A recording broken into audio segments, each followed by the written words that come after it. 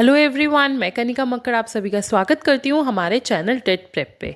हमने सीडीपी यानी कि बाल विकास सब्जेक्ट की 1000 एमसीक्यूज़ की सीरीज़ को स्टार्ट किया है, जिसके हम ऑलरेडी 60 क्वेश्चंस कर चुके हैं पार्ट 1 और पार्ट 2 में। अगर आपने वो वीडियो नहीं देखी है तो प्लीज़ आप उन वीडियोज़ को देख लीजिए।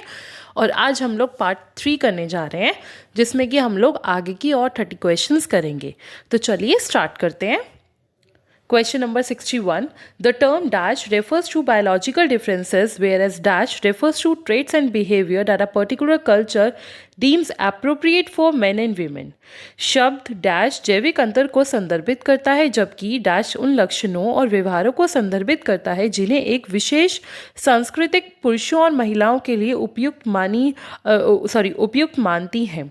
अब देखिए, जो टर्म हमारे बायोलॉजिकल डिफरेंसेस को बताती है, यानी कि जो जैविक अंतर को बताती है, जैसे कि रिप्रोडक्टिव ऑर्गन्स होते हैं मेल या फीमेल्स के, उसके थ्रू हम लोग उनके बीच में डिफरेंस कर पाते हैं कि ये महिला है और ये पुरुष है, यानी कि ये मेल है और ये फीमेल है। तो वो है हमारा सेक्स। तो इसीलिए इसका राइट आंसर क्या हो जाएगा? जो हमारे बायोलॉजिकल डिफरेंसेस को ये बताता है वो है सेक्स। सेकेंड आता है जेंडर। अब जो जेंडर है वो उन डिफरेंसेस को बताता है, हमारी रोल्स, नॉर्म्स और रिस्पॉन्सिबिलिटीज़ के बेसिस के ऊपर वो डिफ्रेंशिएट करता है कि कौन सी महिला है और कौन सा पुरुष है। यानी कि जो व्यवहारों के थ्रू जो हमारे जो लक्षण और जो व्यवहार है उनके थ्रू जो डिफरेंस करता है महिला और पुरुष में, उसी को हम लोग क्या बोलते हैं? लिंग। तो इसका राइट आंसर हो गया ए। Next question. A teacher facilitates the students in teaching learning process through peer interaction and scaffolding. This teaching learning process is based on एक शिक्षक साथियों की बातचीत और मचान के माध्यम से छात्रों को शिक्षण अधिगम प्रक्रिया में सुविधा प्रदान करता है। ये शिक्षण सीखने की प्रक्रिया पर आधारित है।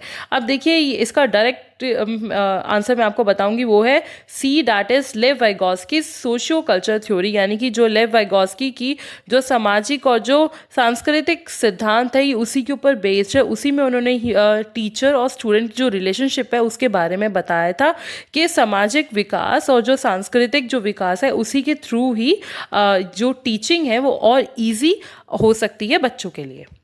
तो चलिए नेक्स्ट करते हैं। Question number next. According to Harvard Gardner's theory of multiple intelligence, which of the following refers to the ability to discriminate complex inner feelings and to use them to guide one's own behavior? Harvard gardener के बहुबुद्धि के सिद्धांत के अनुसार निम्नलिखित में से कौन जटिल आंतरिक भावनाओं में भेदभाव करने और अपने व्यवहार को निर्देशित करने के लिए उनका उपयोग करने की क्षमता को संदर्भित करता है? अब देखिए, हार्वर्ड गार्डनर ने टोटल 9 मल्टीपल इंटेलिजेंस थ्योरी दी थी, राइट। तो अब उसमें उन्होंने जो थ्योरी जो खुद के लिए है, जिसमें हम अपनी इनर फीलिंग्स के थ्रू, यानी कि हमारी जो आंतरिक भावनाएं हैं उनके थ्रू अगर हम उनको यूज़ कर रहे हैं अपने बिहेवियर के लिए, अपने बिहेवियर को चेंज करने के लिए, तो उसको हम क्या बोलेंगे? That is intrapersonal intelligence. तो हमारा राइट आंसर क्या हो गया? बी। चलिए नेक्स्ट क्वेश्चन की तरफ बढ़ते हैं। नेक्स्ट क्वेश्चन है हमारा, the sensitive period in child development represents, बाल विकास में संवेदनशील अवधि का प्रतिनिधित्व करता है। अब देखिए, जो सेंसिटिव पीरियड है यानी कि जो संवेदनशील अवधि है वो तब होगी जिसमें हम कुछ भी नया सीख रहे हो, जिसमें हमारी लैंग्वेज डेवलपमेंट हो रही हो या जिसमें हमारी मोटर डेवलपमेंट हो रही हो, फिजिकल डेवलपमेंट हो रही हो, वही हमारा सबसे ज़्यादा संवेदनशील अवधि होगी और या फिर सेंसिटिव पीरियड होगा। तो इसका राइट आंसर डायरेक्टली क्या है? ए। यानी कि the optimal period for particular capacities to emerge in an individual, यानी कि किसी व्यक्ति में विशेष क्षमताओं के उभरने के लिए इष्टतम अवधि। Next question. A 5-year-old child is shown 16 flowers, 4 of which are red and 12 are blue. When a 5-year-old child is asked if there are more blue flowers or flower, the child is likely to respond that there are more blue flowers. According to Jean Piaget's theory, the reason for this is that the child is yet to master. एक 5 साल के बच्चे को 16 फूल दिखाए गए हैं, जिसमें कि 4 लाल और 12 नीले रंग के हैं। जब 5 वर्ष के बच्चे से पूछा जाता है कि क्या अधिक नीले फूल है या फूल है, अब देखिए, हम जो टोटल जो फ्लावर्स है वो कितने हैं? वो 16 हैं। अब हमने बच्चे को 12 तो दिखा दिया ब्लू और 4 दिखा दिए हमने उसे रेड, और हम उससे ये पूछ रहे हैं कि ज़्यादा फूल कौन से हैं? नीले जो रंग के हैं वो ज़्यादा फूल है या फिर जो फूल ही हैं वो ज़्यादा हैं। तो हम ऐसा मानते हैं कि जो बच्चे की जो उत्तर देने की जो संभावना है वो क्या होगी, वो अधिक नीले फूल की होगी। तो जीन पियाजे की थ्योरी के अनुसार इसका कारण ये है कि बच्चा अभी मास्टर होना बाकी। अब देखिए इस केस के अंदर जीन पियाजे के अकॉर्डिंग क्या है कि बच्चे के अंदर अभी हायरार्किकल क्लासिफिकेशन नहीं आई है, यानी कि बच्चे को अभी कर्मिक वर्गीकरण नहीं आया है। तो इसका राइट आंसर क्या हो जाएगा, that is B. Next question, question number 66, assertion it is very important to create a print rich environment in classroom। इसका रीजन है conductive environment plays a meaningful role in language development, choose the correct option। अभिकथन ए, कक्षा में एक print समृद्ध वातावरण बनाना बहुत महत्वपूर्ण है। तर्क आर, भाषा के विकास में अनुकूल वातावरण की सार्थक भूमिका होती है, सही विकल्प चुनें। अब देखिए इसमें दिया पड़ा है डैट किसी भी बच्चे को एक क्लासरूम में प्रिंट रिच एनवायरनमेंट देना बहुत ज़्यादा ज़रूरी है, यानी कि उसको अनुकूल वातावरण और एक समृद्ध वातावरण देना बहुत ज़्यादा ज़रूरी है। अब देखिए ये तो ऑब्वियस ही बात है, अगर हम बच्चे को जितना अच्छा वातावरण देंगे, जितना उसको हम लोग उसकी स्किल्स को यूटिलाइज करने के लिए उसको हम अच्छा एनवायरनमेंट देंगे, वो और अच्छे तरीके से अपनी परफॉर्मेंसेस दे पाएगा। तो ए तो हमारा बिल्कुल सही है। अब देखते हैं हमारा जो तर्क है, जो रीज़न है, वो सही है कि नहीं है। Conductive environment plays a meaningful role in language development. अब देखिए अगर हम बच्चे को एक अच्छा एनवायरनमेंट देंगे जिससे कि उसकी फोस्टर स्किल्स और अच्छे से इम्प्रूव हो पाए, इंक्रीज हो पाए, तो उससे क्या होगा, जो बच्चे की लैंग्वेज डेवलपमेंट है वो और अच्छे से हो पाएगी। तो इसका मतलब जो आर है वो भी हमारा सही है। अब हमें ये देखना है कि आर जो है यानी कि जो तर्क है, क्या वो ए की सही व्याख्या है, यानी कि जो आर है क्या वो ए की करेक्ट एक्सप्लेनेशन है। यस, क्योंकि हम इन दोनों के अंदर ही एनवायरनमेंट की बात कर रहे हैं। एक में हम लोग बात कर रहे हैं एक बच्चे को प्रिंट रिच एनवायरनमेंट देने की, और एक में हम लोग बात कर रहे हैं बच्चे को एक कंडक्टिव एनवायरनमेंट देने की, यानी कि एक अनुकूल वातावरण देने की। तो यस, इसका राइट आंसर क्या हो जाएगा, ए, कि ए और आर दोनों ही सही हैं, और जो आर है वो ए की बिल्कुल सही व्याख्या है, means R is a correct explanation of A. Next question, curricular goals in progressive education emphasise. प्रगतिशील शिक्षा में पाठ्य चर्चा के लक्ष्यों पर जोर दिया जाता है। अब देखिए जब भी हम लोग करिकुलर गोल्स की बात कर रहे हैं, इसका मतलब हम लोग बच्चे की जो क्रिटिकल थिंकिंग है हम लोग उसकी बात कर रहे हैं, यानी कि बच्चा इसमें क्या कर रहा है, अपने एक्सपीरियंसेस को यूज़ कर रहा है और अपने टॉपिक को उससे रिलेट कर पा रहा है, वो और अच्छे से इंगेज हो रहा है अपने टॉपिक्स के अंदर, अपने एक्सपीरियंसेस के थ्रू, डिफरेंट एग्जाम्पल्स के थ्रू। तो इसीलिए इसका राइट आंसर क्या हो जाएगा, दैट इज क्रिटिकल थिंकिंग, यानी कि महत्वपूर्ण सोच। नेक्स्ट क्वेश्चन की तरफ बढ़ते हैं। Now Raghav pretends to ride a broomstick to represent riding a horse. This ability is called. Raghav एक घोड़े की सवारी का प्रतिनिधित्व करने के लिए झाड़ू की सवारी करने का नाटक करता है, इस क्षमता को कहा जाता है। अब देखिए बच्चा इसमें क्या कर रहा है, बच्चा यहाँ पे ब्रूमस्टिक यानी कि झाड़ू का यूज़ कर रहा है घोड़े को चलाने के लिए, यानी कि वो इसमें किसी और सिंबल का यूज़ कर रहा है। तो इसीलिए इसका राइट आंसर क्या हो जाएगा, सिंबॉलिक रिप्रेजेंटेशन, यानी कि प्रतीकात्मक प्रतिनिधित्व। अब देखिए जब भी बच्चा डिफरेंट वर्ड्स को यूज़ करता है, साउंड्स को यूज़ करता है या फिर प्ले को यूज़ करता है, तो ये जो इसी को हम लोग क्या बोल देते हैं, सिंबॉलिक रिप्रेजेंटेशन। नेक्स्ट क्वेश्चन की तरफ आते हैं।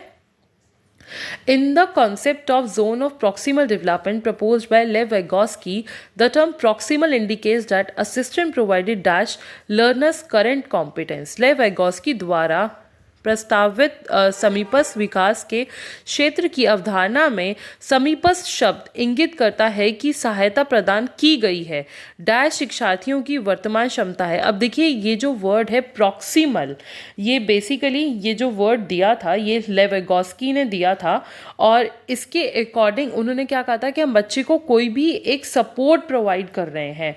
तो इसके अकॉर्डिंग उन्होंने क्या कहा है कि जो बच्चे की जो अभी की जो कॉम्पिटेंस है, अभी की जो उसकी क्षमता है उससे थोड़ा सा अबव, यानी कि इट गोज जस्ट बियॉन्ड, बस आगे चला जाता है। यही हमारा राइट आंसर है, that is B.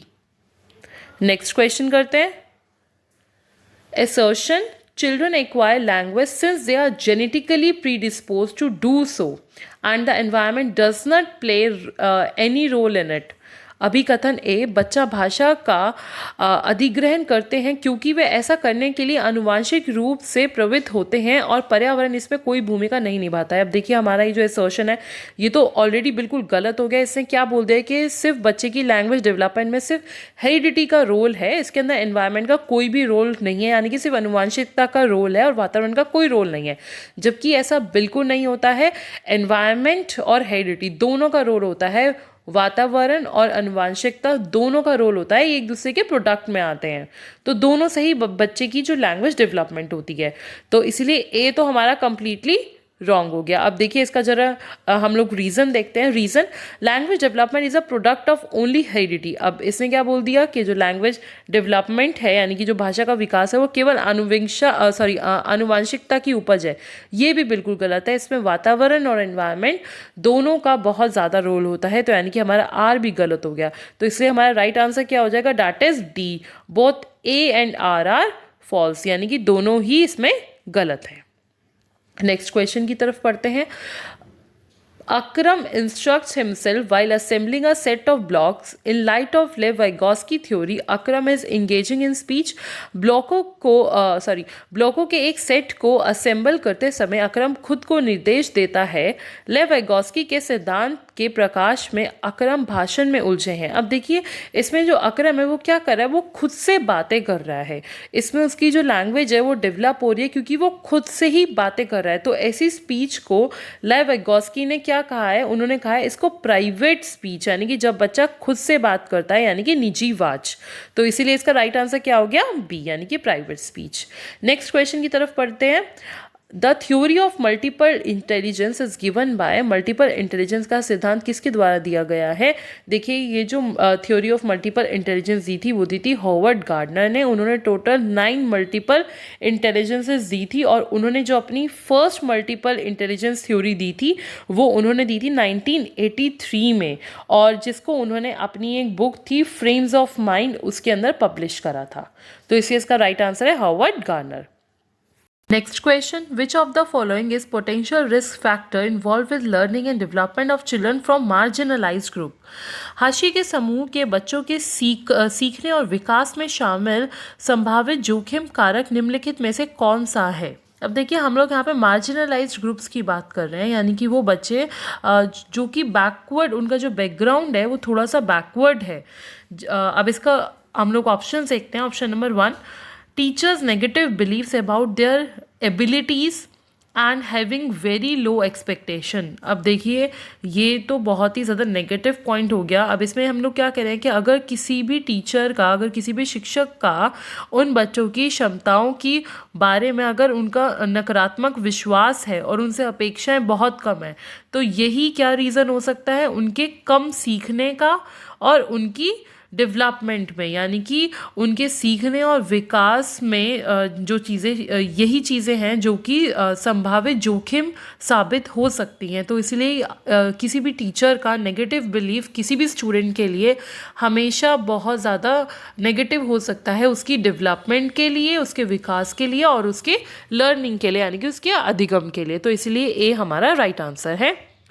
Next question, according to Piaget, during which period of development does a child begin to use symbols to represent objects and logical reasoning emerges? Piaget के अनुसार विकास की किस अवधि के दौरान बच्चा वस्तुओं का प्रतिनिधित्व करने के लिए प्रतीकों का उपयोग करना शुरू कर देता है और तार्किक तर्क सामने आता है। अब देखिए जो यूजुअली बच्चा सिम्बल्स को जो रिप्रेजेंट करना शुरू कर देता है वो 2 साल से लेकर 7 साल की उम्र के अंदर उसके लॉजिकल रीजनिंग थोड़ी सी डेवलप होनी शुरू हो जाती है, जबकि वो उस टाइम पे क्रिटिकल थिंकिंग या फिर कॉग्निटिव थिंकिंग में नहीं आता है, बट वो धीरे धीरे ये चीज़ों को समझना शुरू कर देता है। तो इसलिए इसका राइट आंसर क्या हो जाएगा, that is pre operational stage, यानी कि पूर्व संचालन चरण, जब बच्चा 2 से 7 साल के बीच में होता है।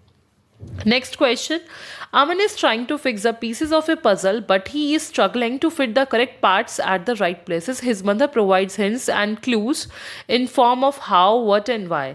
According to Lev Vygotsky's theory of learning, this strategy of learning will. अमन एक पहेली के टुकड़ों को ठीक करने की कोशिश कर रहा है, लेकिन वह सही जगहों पर सही भागों को फिट करने के लिए संघर्ष कर रहा है। उसकी माँ कैसे, क्या, क्यों के रूप में संकेत प्रदान करती है। लेव वाइगोत्स्की के सीखने के सिद्धांत के अनुसार सीखने की ये रणनीति होगी।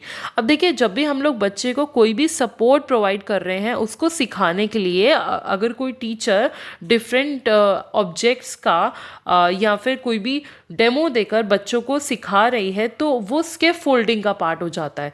तो इसीलिए इसका राइट आंसर क्या हो जाएगा, दैट इज सी, यानी कि act as a scaffold for learning, सीखने के लिए एक मचान के रूप में कार्य करना। Next question, in Vygotsky's theory assisted discovery aided by, Vygotsky के सिद्धांत में सहायक खोज द्वारा सहायता प्राप्त। अब देखिए, जब भी हम असिस्टेड डिस्कवरी की बात कर रहे हैं यानी कि सहायक खोज की बात कर रहे हैं, इसका मतलब हम लोग पीयर कोलैबोरेशन की बात करें यानी कि सहकर्मी सहयोग की। तो इसलिए इसका राइट आंसर क्या हो जाएगा, दैट इज बी, क्योंकि जो वाइगोत्स्की की जो थ्योरी है उसके अकॉर्डिंग क्या है, जो भी एक क्लासरूम है उसमें टीचर की गाइडेंस होना और आपस में बच्चों का कोलैबोरेशन होना बहुत ही ज़्यादा इंपॉर्टेंट है बच्चों के डेवलपमेंट के लिए। तो इसलिए इसका राइट आंसर है B. Next question, a 6-year-old child reasons that a taller glass has more water than a shorter and wider container, even though the liquid has been poured from the container to the glass in front of her eyes. According to Jean Piaget, this kind of reasoning by the child is due to the child's inability to, एक 6 साल की बच्ची का कारण है कि एक लंबे ग्लास में छोटे और चौड़े कंटेनर की तुलना में अधिक पानी है, भले ही उसकी आंखों के सामने कंटेनर से तरल डाला गया हो। जीन पियाजे के अनुसार बच्चे द्वारा इस प्रकार के तर्क का कारण बच्चे की निम्नलिखित में से असमर्थता है। अब देखिए, इसमें बच्चा क्या कर रहा है, इसमें बच्चा डिफ्रेंशिएट नहीं कर पा रहा है कंटेनर्स को, जबकि पानी क्या है, बिल्कुल सेम है, चाहे हम लोग जो लंबा ग्लास है उसमें डाल दें, चाहे छोटा जो ग्लास है उसमें डाल दें, चाहे चौड़े में डाल दें, वो उन सब के अंदर डिफ्रेंशिएट नहीं कर पा रहा है। तो यानी कि उसके अंदर जो कंजर्वेशन है उसकी कमी है। तो इसीलिए इसका राइट आंसर क्या हो जाएगा, डिसेंटर यानी कि सभ्य। तो सी हमारा राइट आंसर है। नेक्स्ट क्वेश्चन की तरफ बढ़ते हैं।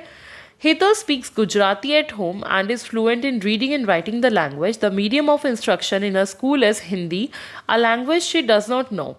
Now, as per National Education Policy 2020, what measures must be taken by the school in this situation? Hetal घर में गुजराती बोलती है और भाषा पढ़ने और लिखने में पारंगत है। उसके स्कूल में शिक्षा का माध्यम हिंदी है, एक ऐसी भाषा जिसे वह नहीं जानती है।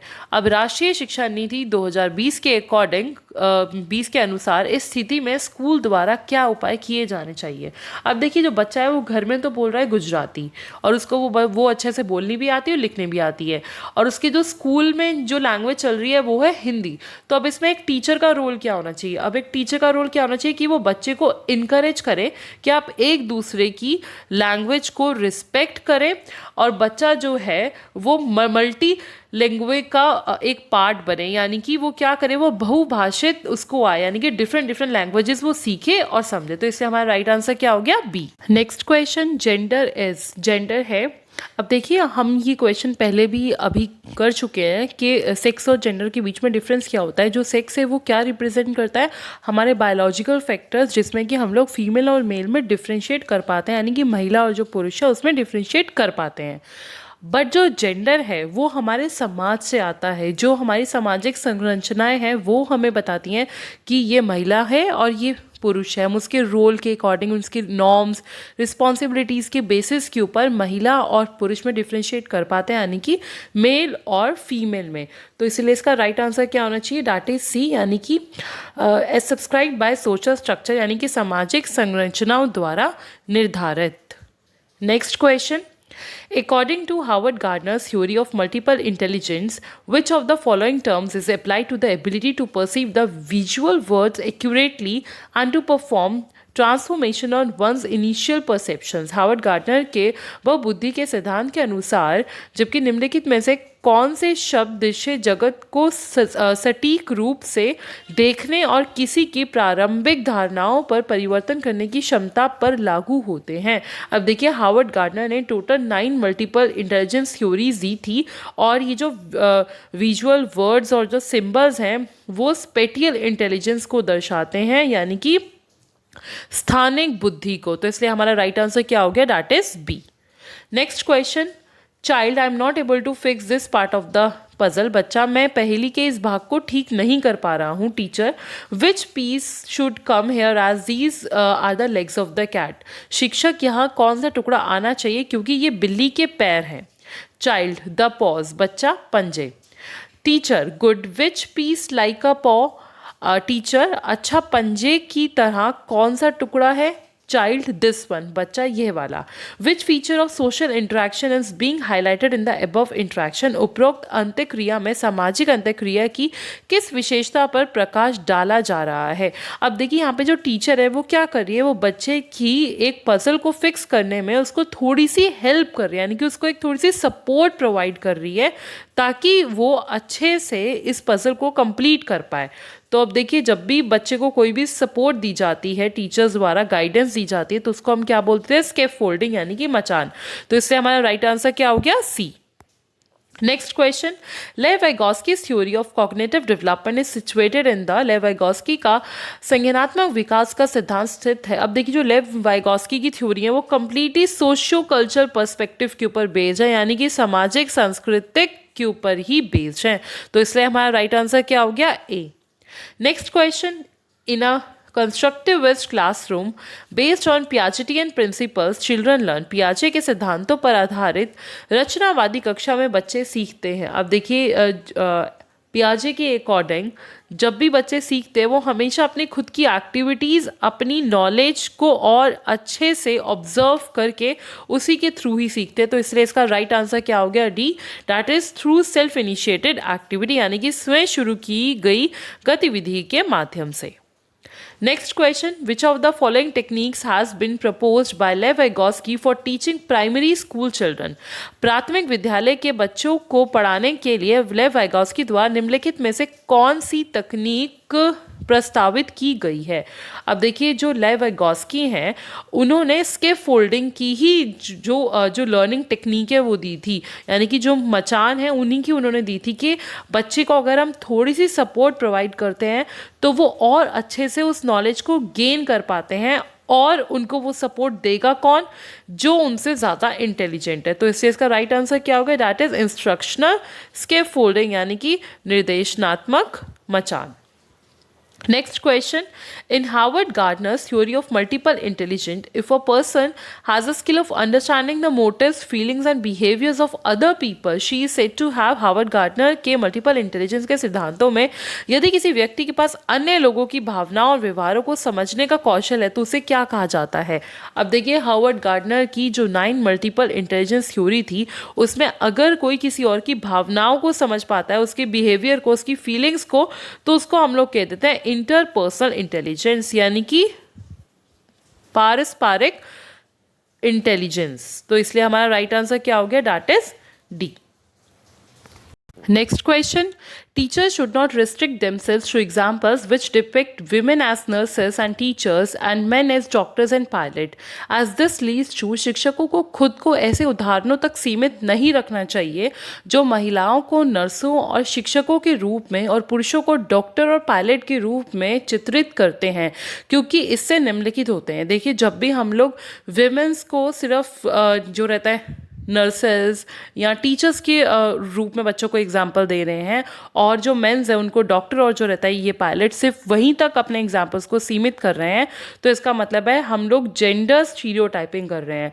तो इसलिए इसका राइट आंसर है B, that is gender stereotyping. Next question, in stage children start using semiotic functions rapidly develop language skills. Dash चरण में बच्चे लाक्षणिक कार्यों का उपयोग करना शुरू कर देते हैं, तेजी से भाषा कौशल विकसित करते हैं। अब देखिए, जो बच्चे यूजुअली 2 से 7 वर्ष की जो आयु है उसके बीच में वो सिंबल्स का, पिक्चर्स का, ऑब्जेक्ट्स का वो यूज़ करना शुरू कर देते हैं लैंग्वेज को सीखने के लिए, भाषा अधिगम के लिए। तो इसलिए इसका राइट आंसर क्या हो जाएगा, प्री ऑपरेशनल पीरियड, जिसमें कि बच्चा 2 साल से लेकर 7 साल की उम्र के बीच में होता है। Next question, in dash a teacher and 2 to 4 students form a collaboration group and take turns leading dialogues on a content of a text passage. एक डैश शिक्षक और दो चार छात्र एक सहयोग समूह बनाते हैं और एक पाठमार की सामग्री पर प्रमुख संवाद करते हैं। अब देखिए यहाँ पे टीचर्स और स्टूडेंट्स दोनों एक साथ मिलकर किसी भी एक पैसेज को रीड कर रहे हैं, समझ रहे हैं, तो इसका मतलब क्या हो रहा है, इसमें रेसिप्रोकल टीचिंग हो रही है, यानी कि पारस्परिक शिक्षण हो रहा है। तो इससे इसका राइट आंसर क्या हो गया, A. Next question, according to Howard Gardner, the ability to detect and respond appropriately to moods temperament and intentions of others is known as। Howard Gardner के अनुसार दूसरों के मूड, स्वभाव और इरादों का उचित रूप से पता लगाने और प्रतिक्रिया करने की क्षमता को कहा जाता है। अभी हमने पहले भी एक इसी से रिलेटेड सेम ये क्वेश्चन करा था, जिसमें हम लोग दूसरे की भावनाओं को, उसकी फीलिंग्स को, उसके मूड को, इंटेंशंस को अगर हम समझ पाते हैं तो ये है इंटरपर्सनल इंटेलिजेंस का पार्ट, यानी कि अंतर व्यक्तिगत बुद्धि का ये पार्ट है। तो इससे इसका राइट आंसर है C, interpersonal intelligence. Next question, in the contents of progressive education which of the following statement is correct. प्रगतिशील शिक्षा के संदर्भ में निम्नलिखित में से कौन सा कथन सही है। A, students with low ability should be ignored in the class. कक्षा में कम क्षमता वाले छात्रों की अपेक्षा की जानी चाहिए, ऐसा बिल्कुल भी नहीं करना चाहिए, तो ये तो हमारा कंप्लीटली रॉन्ग आंसर है। B, there should be no place for democracy in the classroom. कक्षा में लोकतंत्र के लिए कोई जगह नहीं होनी चाहिए, ये तो बिल्कुल गलत है। जब हमारे इंडिया में ही डेमोक्रेसी है तो क्लासेस में क्यों नहीं होनी चाहिए। सी देखते हैं हम, student should be encourage to become problem solver. छात्र को समस्या समाधानकर्ता बनाने के लिए प्रोत्साहित किया जाना चाहिए। यस, यही हमारा क्या है, राइट आंसर। हमें बीइंग एज अ टीचर बच्चों को ज़्यादा से ज़्यादा एनकरेज करना है, तो इसलिए इसका राइट आंसर है सी। आई होप आप सभी को आज के पूरे 30 क्वेश्चन अच्छे से समझ में आए होंगे। तो अगर आपको ये वीडियो अच्छी लगी हो then please like and subscribe to our channel, और अगर आपको इनकी पीडीएफ चाहिए then please join our Telegram channel, जिसका लिंक डिस्क्रिप्शन बॉक्स में दिया हुआ है। बाय बाय एवरीवन, आप सब लोग अपना बहुत बहुत ध्यान रखिएगा।